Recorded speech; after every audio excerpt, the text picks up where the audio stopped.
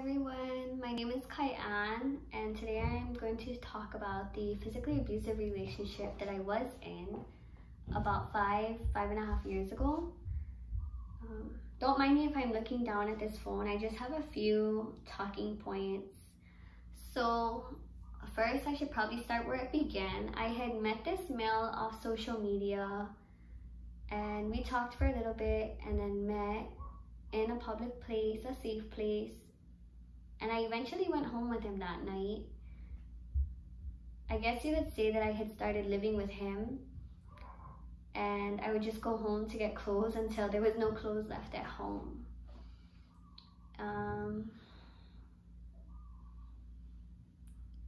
When did it get abusive, and were there signs or red flags before the abuse that I could have known as a warning that the relationship was unhealthy? Actually, there was a lot of red flags now that I look back on it that I failed or just was blinded by. At that time, he was extremely territorial. I was 18, I had no license and no car, so I would either catch the bus to work or I would go with my dad to work because he worked near me. This male had offered to drop me off and pick me up from work. I thought that it was just a nice gesture because he loved me and cared for me, but it was really more so the control. About a month into the relationship, in addition to him picking me up and dropping me off, we had shared locations on the iPhone constantly, so he always knew where I was, and if it stopped working or whatnot, he would blow up my phone. My phone was never allowed to be dead when I was not with him, and my phone volume always had to be on, so he knew when I received a text or call. Those were huge red flags, in addition to the fact that from the very beginning of the relationship, I had to call him at every break and lunch and talk to him the whole entire time so that he knew that I wasn't talking to any coworkers and whatnot.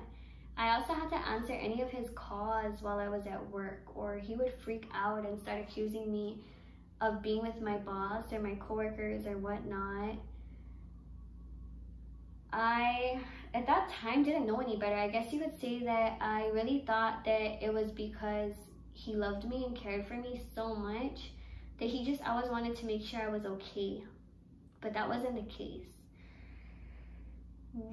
It got abusive when it was too late. It was about 2 months into the relationship and we had a physical altercation outside of his house. No one helped, no one called the cops, nothing. My nose bled and it wouldn't stop bleeding for a very long time.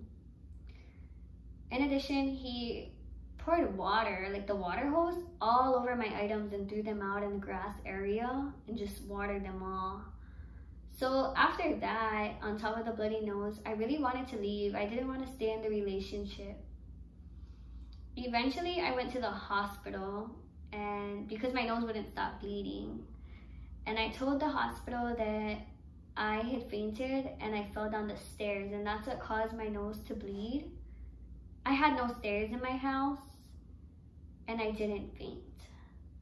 To this day, I don't know whether or not the doctors believed me, but they ran some tests to see what caused me to faint. After hours of being there and my nose finally stopped bleeding, they came back with results on why they thought that I had fainted. The result was that I was pregnant, and I was too early in the pregnancy to even see like the baby in the ultrasound.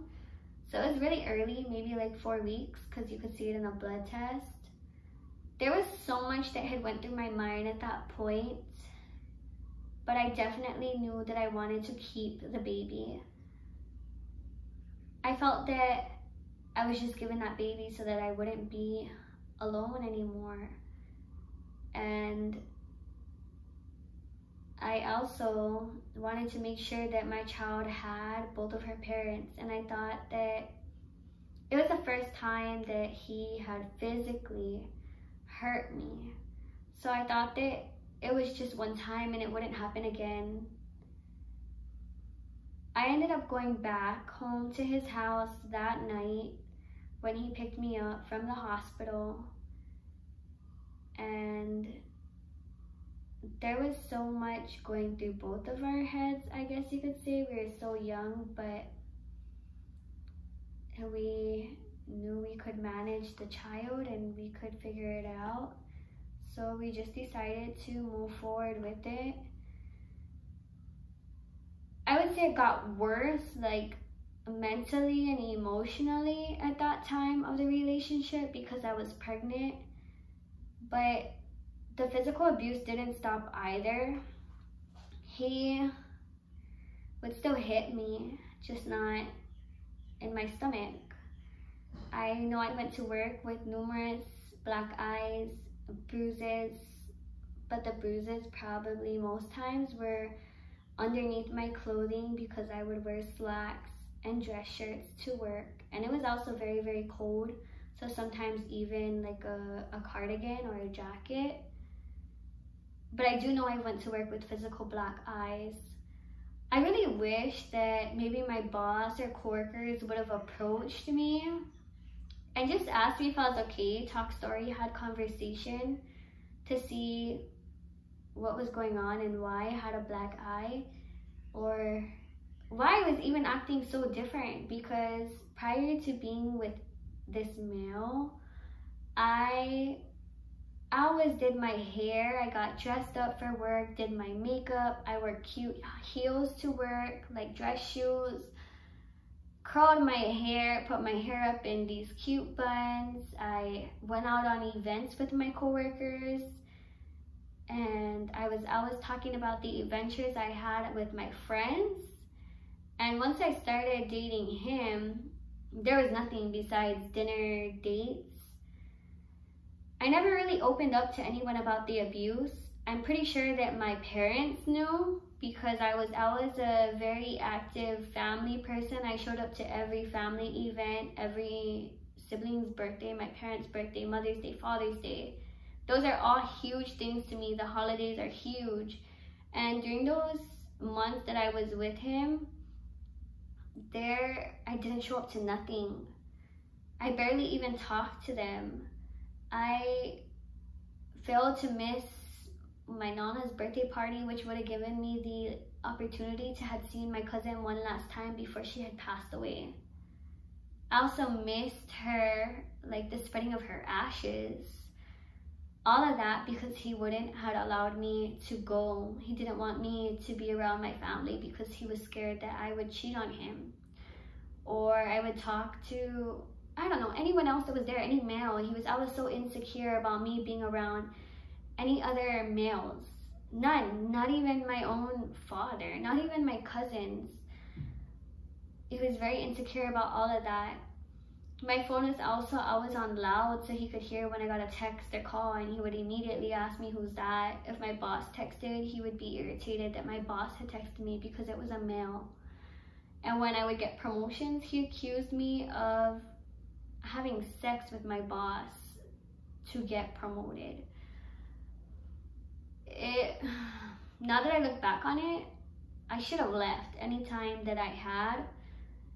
Anyone on the outside could have said that there was many moments that I could have left the relationship, but I was just so, I guess, blinded and maybe scared because of the physical abuse. This was 5.5 years ago, so I can't remember the exact feelings that I had, but I know that I was scared to leave and I didn't know what to do if I left. What would he do if I left?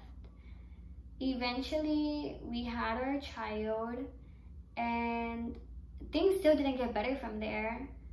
We got into an argument at the hospital because my dad and my grandfather had came to the hospital to see my daughter. We had got into an argument because my mom had gotten to take newborn pictures with my daughter because she was there when the photographer was there. Just about a bunch of things. I had fallen asleep, I guess, breastfeeding my child, And he made me send her to the nursery because he said that I was a crappy mom. And those are all huge things that, I mean, I wish really never happened. It's not the best memories. Being pregnant and having a newborn are supposed to be fun memories. But instead, these memories are traumatic and extremely abnormal, I guess you could say. He left our baby shower and left me there by myself. So it wasn't fun because he was angry that I stayed at my own baby shower. When my daughter is about 4 weeks old, there was another really big physical altercation. And I had called the cops. This was when I finally left. He had gotten arrested that night, and I had gotten a restraining order and pressed charges on him. I think he only did 2 days served in prison for the abuse, and that sucks. But he did have to attend like anger management and see a probation officer for, I believe, 2 years.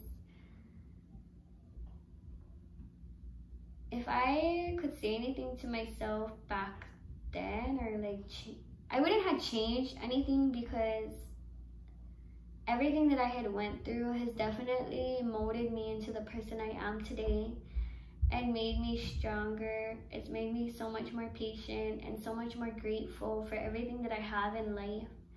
But I wish maybe, or if I knew now what I knew, if I knew what I knew back then now, does that make sense?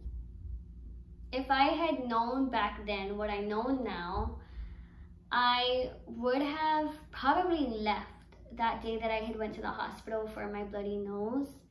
I would have left, because it would have been very nice to enjoy my pregnancy and not have to deal with all the stress he caused.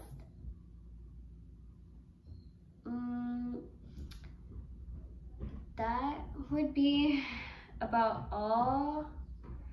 Is there anything I want people to know when starting a new relationship? I guess I would say to take your time getting to know someone. I wouldn't rush into a relationship. It could be a huge red flag if you guys are dating before even knowing everything about each other. And what else? Was I able to seek support? I didn't really get any help throughout the entire, I didn't ask for any help the entire relationship.